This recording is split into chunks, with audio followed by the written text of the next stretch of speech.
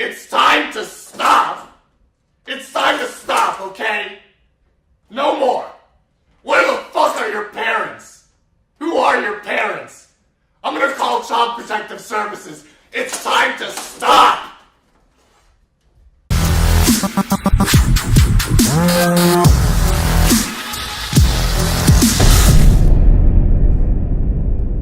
Oh my goodness, the day has finally come where I review a Bayformers movie on my YouTube channel. It's TVB. I'm here today to review the fifth installment.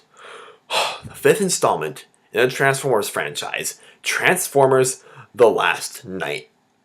Which, you know, it still has Marky Mark playing Cade Yeager as he and, like, this kid, Izzy, they're living with these Autobots, and of course, like, you know, we live in a world now where, like, there's a whole lot of tension between humans and Transformers, and then one day, Optimus Prime is drifting through outer space. You guys saw this in the trailer. He meets his, like, creator, like, Cortenia or whatever her name is, yeah, and she convinces him to, like, destroy the human race, and yeah, he's like, oh, for my world to live, yours must die.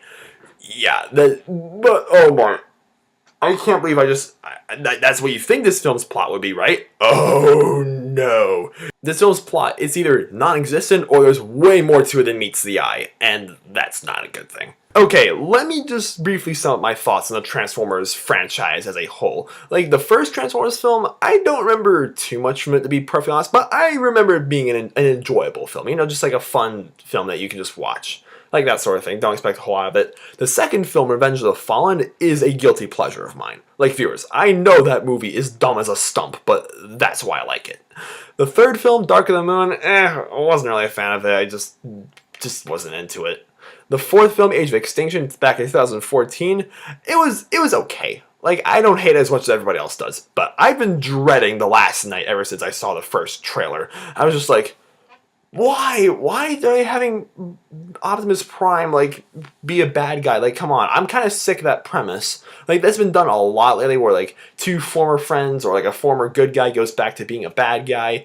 And it's like, you know, Marvel did that. Captain America, Civil War, Iron Man turns on Steve Rogers, and, like, Fate of the Furious, freaking Vin Diesel betrays his family, and now we have Optimus Prime betraying the Autobots and doing bad guy things.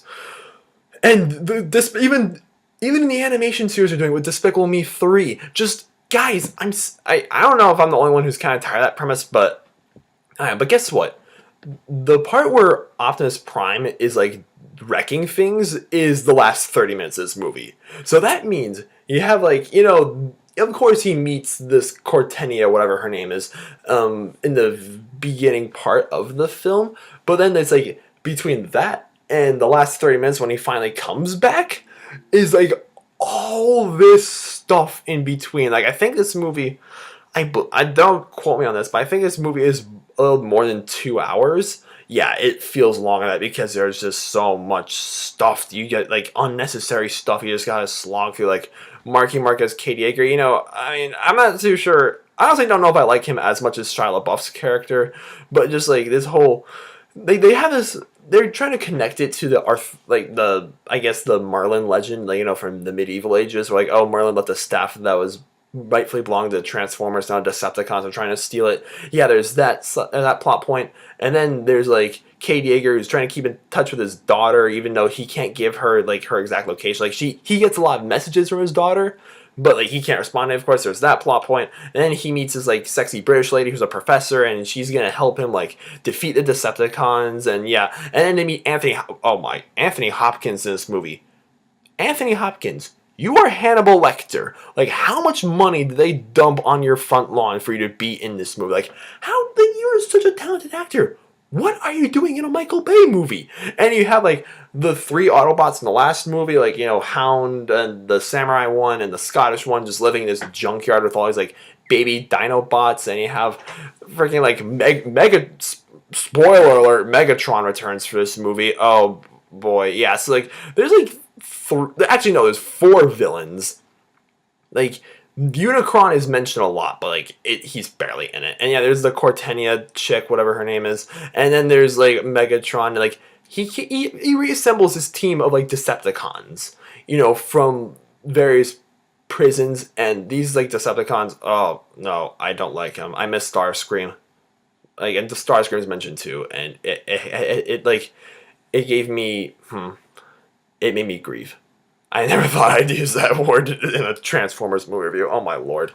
And yeah, the technical work is spot on. You know, there's really no excuse for such a big budget, like a film with such a huge budget like this to have, you know, bad special effects. Technical work, I think the sound effects are one of the coolest parts about the Transformers movie. You know, it's the whole like like that sort of stuff. You know, the action scenes, when the action scenes do happen, like, yeah, they're cool. This film definitely has its moments. Like, I can't like trash that part at least. But for every moment that had me saying, hey, that was cool, there were like another 2 or 3 other moments that had me saying, Michael Bay, why? It's important to understand the reason why they have Michael Bay like make all these Transformers movies is for 2 reasons.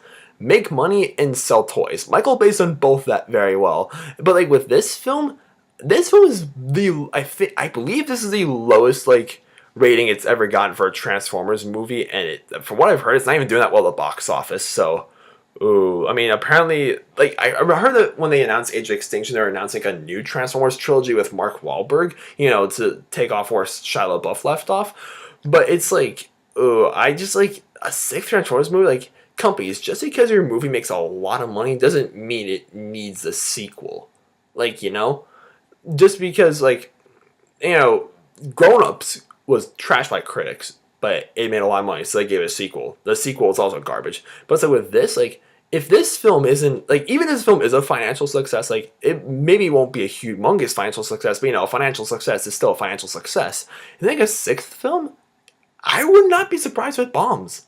If it's not even a financial success, like, I wouldn't be surprised.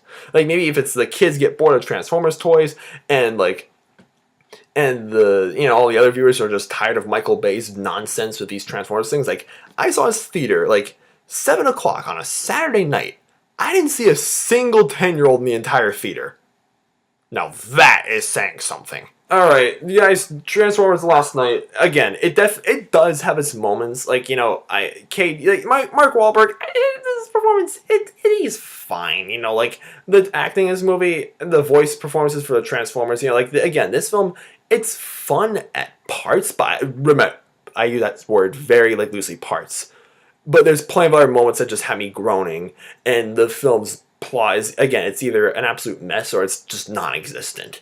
Like, just don't expect this movie to be what you think it's gonna be from the trailer. Expect it to be something worse. I'm not gonna lie. Like, the whole, like, idea of Optimus Prime, like, being a bad guy, that's like they barely focus on that.